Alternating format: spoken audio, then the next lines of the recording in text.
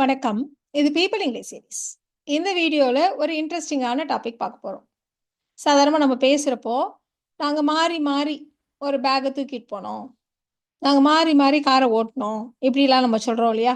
2 பேர் ஒரு வேலையை மாறி மாறி செய்றது. இதை எப்படி இங்கிலீஷ்ல சொல்றது? அதே மாரி இன்னொரு விஷயமும் இருக்கு. ஒருவர் 2 வேலைய மாத்தி மாத்தி. நான் டிவி பார்க்கறதும், படிக்கிறதுமா மாறி மாறி பண்ணிட்டு இருந்தேன். அவன் உள்ள வர்றதும், வெளில போறதுமா இருந்தான். மாறி மாறி பண்ணிட்டு இருந்தான். இந்த மாரி சொல்றது. ஸோ இத எப்படி இங்கிலீஷ்ல சொல்றது? அதையும் அடுத்து நம்ம பார்க்க போறோம். ஸோ நம்ம ஃபர்ஸ்ட்டு சொன்ன மாரி இருவர் ஒரு வேலையை மாறி மாறி செய்வது. இத எப்படி இங்கிலீஷ்ல சொல்றது? அப்படின்னா, இதுக்கு நாம 2 ஃப்ரேசஸ் இருக்கு. ஒண்ணு வந்து யுஎஸ் இங்கிலீஷ் படி டேக் டர்ன்ஸ் அப்படின்னு சொல்லுவோம். இன்னொன்னு யுகே இங்கிலீஷ். அதுல வந்து டேக் இட் இன் டர்ன்ஸ் அப்படி சொல்லுவாங்க. ஸோ 2ல நீங்க எத வேணா யூஸ் பண்ணலாம். பட் டேக் டர்ன்ஸ் அப்படின்றது கொஞ்சம் சிம்பிளா இருக்கும். யுஎஸ் இங்கிலீஷ் கொஞ்சம் சிம்பிளா இருக்கும் அப்படின்றதுனால, அத தான் நான் இங்க எல்லா எக்ஸாம்பிள்ஸ்லயும் யூஸ் பண்ணியிருக்கேன். இப்போ யுஎஸ் இங்கிலீஷ் படி டேக் டர்ன்ஸ் அப்படின்றப்போ, take turns plus verb plus ING gerund எப்படி யூஸ் பண்ணுவோம். யுகே இங்கிலீஷ்ல take it in turns to verb அதாவது இன்ஃபினிட்டிவா அவங்க யூஸ் பண்ணுவாங்க. ஸோ 2ல நீங்க எத வேணா யூஸ் பண்ணுங்க. இப்போ நம்ம எக்ஸாம்பிள்ஸ் பார்க்கலாம். இப்போ நாங்க ஒரு லாங் ட்ரிப் போனோம். அப்படி போறப்போ, நானும் அவரும் காரை மாறி மாறி ஓட்டினோம். இப்படி சொல்லணும். கொஞ்ச நேரம் நான் ஓட்டுனேன். அப்புறம் கொஞ்ச நேரம் அவர் ஓட்டுனார். இப்படி. ஸோ இந்த இடத்துல வெர்ப ஐடென்டிஃபை பண்ணுங்க. கார் ஓட்டுறது. டிரைவ் இல்லையா? அப்போ டேக் டர்ன்ஸ் டிரைவிங் அப்படி நம்ம சொல்லுவோம். இல்லையா? ஸோ நாங்கள் வி பாஸ்ட் டென்ஸ்ன்றதுனால டேக் டர்ன்ஸை நம்ம வந்து டுக் டர்ன்ஸ்ன்னு மாற்றிருக்கோம். We took turns driving during the trip. அந்த ட்ரிப் அப்போ பயணத்தின் போது அந்த சமயத்தில் during the trip. We took turns driving the car during the trip. இப்போ ஒரு வீட்டில் 2 பிள்ளைங்க இருக்காங்க. அவளும் அவளோட சிஸ்டரும் 2 பேரும் மாறி மாறி பாத்திரங்களை கழுவுவார்கள். ஒரு நாள் இவ விளக்கினா இன்னொரு நாள் அவ விளக்குவா. இந்த மாதிரி நம்ம சொல்லணும். ஸோ பாத்திரம் விளக்குறது அப்படிங்கிறப்போ டூ த டிஷ்ஷஸ் அப்படின்னு நம்ம சொல்லுவோம். அப்போ வேர்போட ஐஎன்ஜி சேர்த்து சொல்லணும் இல்லையா? அப்போ take turns doing the dishes. எப்போவுமே செய்வார்கள் சிம்பிள் ப்ரெசன்ட் டென்ஸில் தான் இருக்குது. அதனால இதை எதையும் நம்ம சேஞ்ச் பண்ணலை. She and her sister take turns doing the dishes. She and her sister take turns doing the dishes.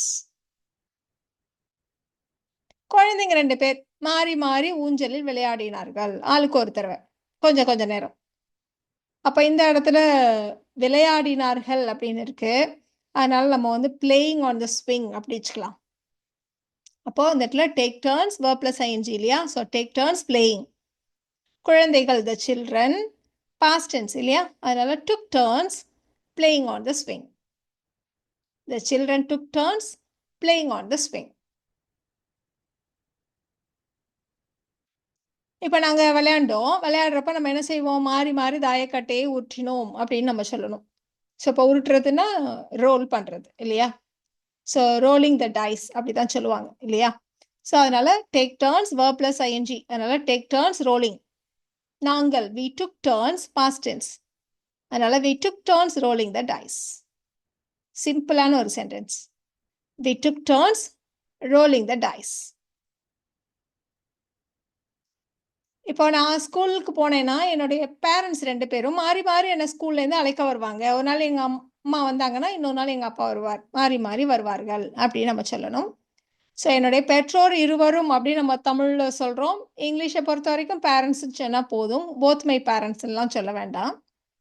அடுத்தது இந்த இடத்துல verb plus ing பிக்கப் பண்ணுறதுன்னு தான் நம்ம சொல்லுவோம் இல்லையா? அதனால take turns picking up.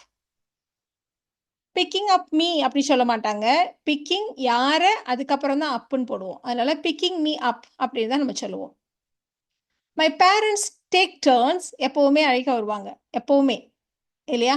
Simple present tense parents plural. அதனால நம்ம டேக்ஸ்லாம் போடல. டேக்குன்னு தான் போட்டிருக்கோம். My parents take turns picking me up from school. My parents take turns picking me up from school. இப்போ இவ்வளோ நேரம் நம்ம இந்த டேக் டர்ன்ஸ் வச்சு சொன்னோம் இல்லையா? இதில் எப்போவுமே நம்ம யூஎஸ் இங்கிலீஷே யூஸ் பண்ணிகிட்டு இருந்தோம். இப்போ ஒரு சேஞ்சுக்கு அந்த யூகே இங்கிலீஷை வச்சு இந்த சென்டென்ஸை கொஞ்சம் சொல்லி பார்க்கலாம். ஏன்னா நம்ம 2யுமே பழகிக்கலாம். உங்களுக்கு எது கம்ஃபர்டபுளாக இருக்கோ அதை நீங்கள் யூஸ் பண்ணிக்கோங்க. இப்போ இந்த இடத்துல நம்ம வந்து take turns verb plus ing அப்படி போட்டோம் யூஎஸ் இங்கிலீஷ்க்கு.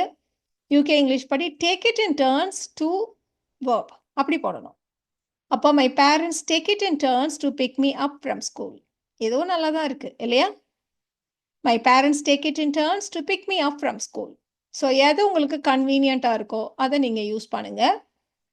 அஃப்கோர்ஸ் டேக் டர்ன்ஸ்ன்றப்போ நமக்கு இன்னுமே சிம்பிளாக இருக்கும் சொல்கிறதுக்கு, அப்படின்றதுனால தான் நம்ம வந்து யுஎஸ்ஏ இங்கிலீஷை ப்ரிஃபர் பண்ணோம். பட் இது உங்களுடைய பர்சனல் சாய்ஸ். இப்போ இவ்வளோ நேரம் 2 பேர் ஒரு வேலையை மாறி மாறி செய்கிறது அதை பார்த்துட்டு இருந்தோம். இப்போ நம்ம பார்க்க போகிறது ஒருவர் 2 விஷயத்தில் இதை கொஞ்ச நேரம் அதை கொஞ்ச நேரம் மாறி மாறி பண்ணுறது. இதை நம்ம பார்க்க போகிறோம்.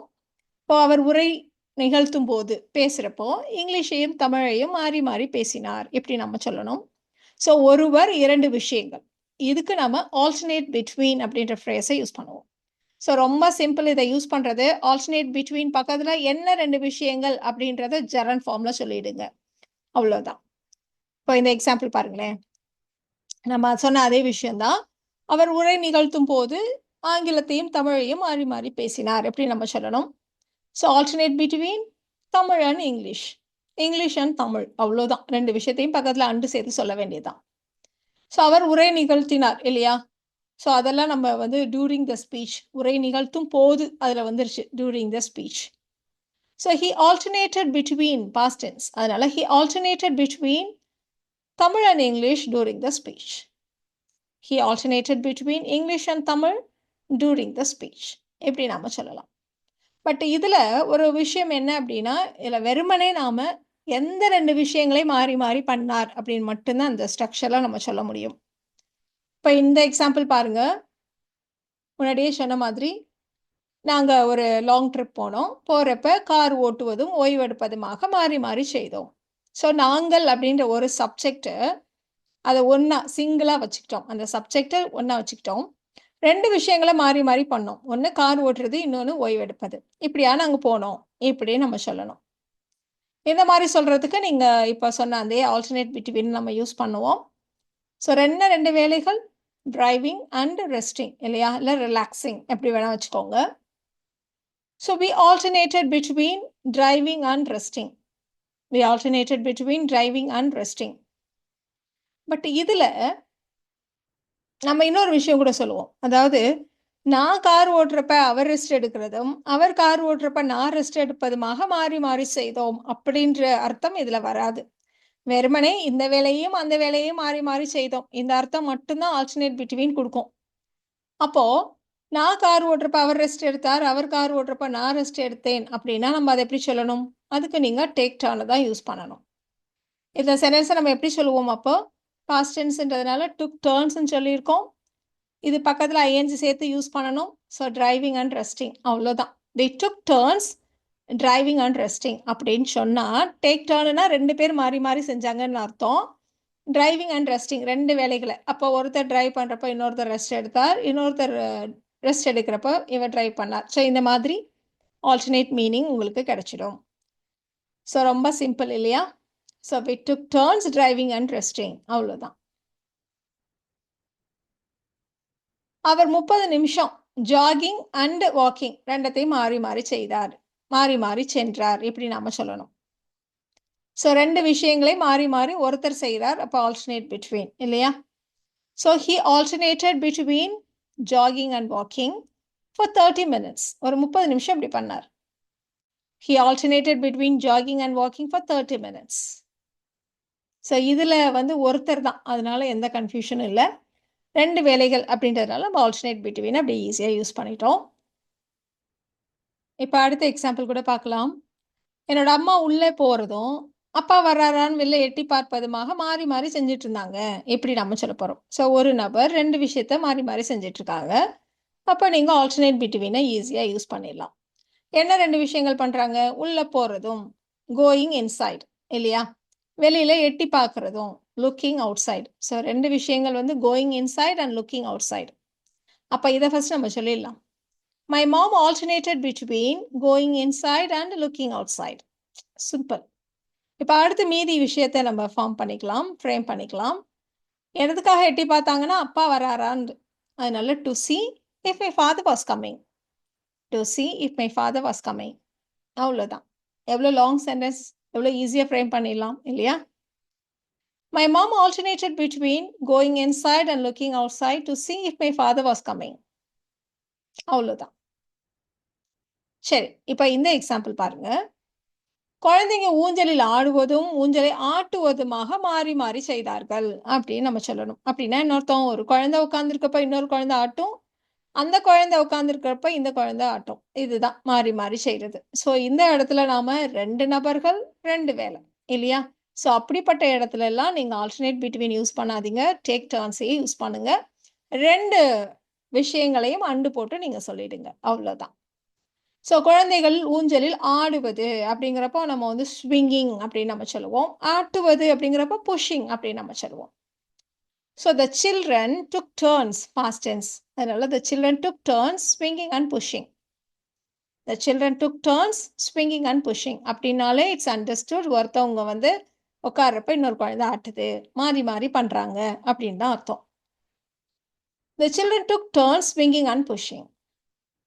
இல்ல, நான் இன்னும் கொஞ்சம் டீட்டெயில்டா தான் நான் சொல்லணும் அப்படின்னு நீங்க நினைச்சீங்களான்னா, இப்போ வந்து ஒண்ணு வந்து ஊஞ்சல்ல உட்கார்ந்திருக்கும், இன்னொன்னு ஆட்டும். அப்படி நீங்க ஸ்பெசிஃபிக்கா சொல்லணுமானா, they took turns being on the swing and pushing it.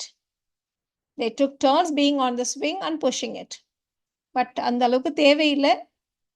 In case உங்களுக்கு இப்படிதான் வேணுமானா, இப்படி நம்ம சொல்லலாம்.